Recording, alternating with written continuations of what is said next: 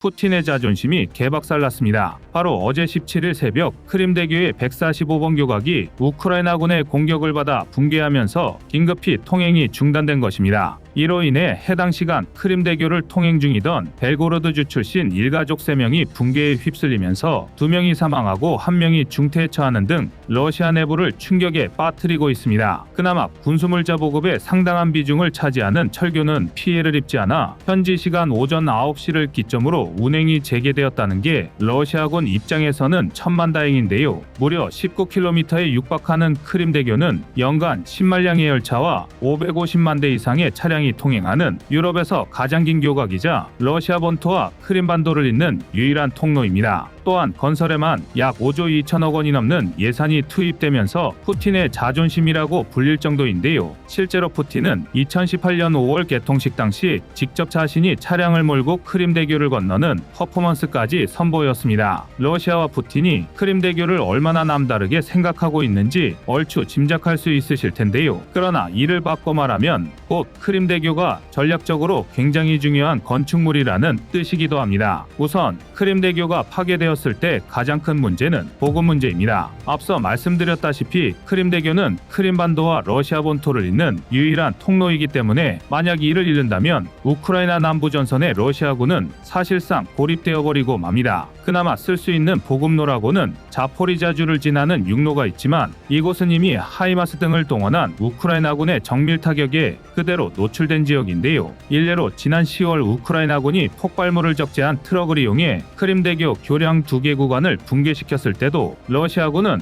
보급에 심각한 타격을 입었습니다. 대부분의 군사 전문가들은 우크라이나군이 큰 피해 없이 헤르손시를 탈환할 수 있었던 이유로 크림대교 붕괴를 꼽을 정도인데요. 이 악몽 같은 기억을 가진 러시아군은 17일 크림대교에서 또다시 폭발이 일어나자 그 즉시 연방보안국과 연방수사위원회를 급파했고 해당 공격이 서방의 전폭적인 지원을 받은 우크라이나 특수부대의 수중드론 공격이었다고 규정짓고 있습니다. 반면 우크라이나군 남부사령부 대변인은 대려 이런 전형적인 도발은 침략국의 문제 해결을 위한 얕은 수법이라며 러시아 자작 극설을 주장하고 있는데요. 아닌 게 아니라 해군력이 열약한 우크라이나군은 이미 여러 차례 수중드론을 동원한 공격을 시도하고 있습니다. 심지어 지난 4월 29일 발생한 공격에서는 세바스토폴항의 유류고를 타격하면서 러시아군에게 심각한 피해를 입히기도 했는데요. 이를 바탕으로 군사 전문가들은 우크라이나군이 최대 500kg 이상의 폭발물을 운반할 수 있는 최신형 수중드론을 크림대교 타격에 동원했을 것이라 추측하고 있습니다. 이처럼 정황상 우크라이나군의 공격임이 확실해지면서 러시아는 푸틴이 직접 나서 우크라이나에 대한 보복을 예고하는 한편 흑해 공무력정 종료를 발표하는 등 매우 강력하게 대응하고 있는데요. 크림대교의 두 번째 붕괴가 우크라이나 전쟁에 어떤 영향을 미칠지는 저희 꺼리튜브가 계속되는 추적을 통해 전달해드리겠습니다.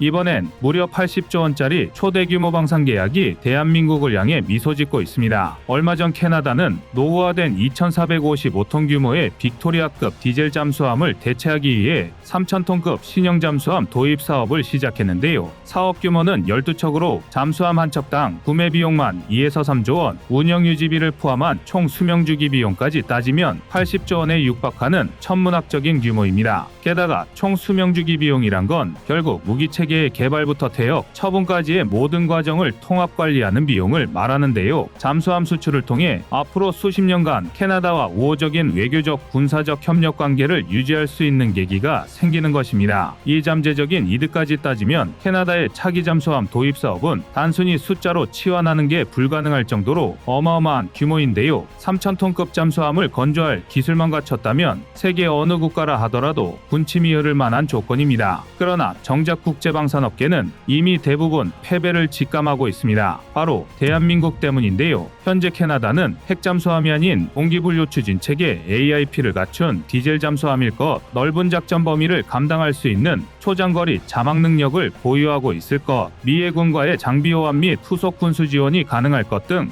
상당히 까다롭고 엄격한 조건을 내밀고 있습니다. 현재 전 세계에서 이 정도 수준의 재래식 잠수함 건조 기술을 갖춘 나라는 대한민국, 그리고 일본, 프랑스, 독일, 스웨덴, 스페인 6개국뿐인데요. 그러나 캐나다의 조건을 고려했을 때 제한이 가능한 독일의 2500톤급 ELCD형 잠수함, 스웨덴의 3000톤급 A26형 잠수함은 아직 실기체 한번 만들어 본 적 없는 페이퍼 플랜에 불과합니다. ELCD형은 2029년, A26형은 2028년은 되어야 간신히 자국 해군에 인도될 예정인데요. 즉 아직 검증조차 되지 않은 실험용 잠수함에 불과합니다. 또 프랑스의 바라쿠다급은 애초에 공격형 핵추진 잠수함으로 계획된 물건입니다. 프랑스는 약간만 손을 보면 해결할 수 있다고 주장하고 있지만 수상 배수량 4,765톤, 수중 배수량 5,300톤에 달하는 핵추진 잠수함을 디젤 잠수함으로 바꾸려면 아예 설계부터 송두리째 바꿔야 합니다. 이쯤이면 차라리 구상부터 새로 하는 게 더 빠를 텐데요.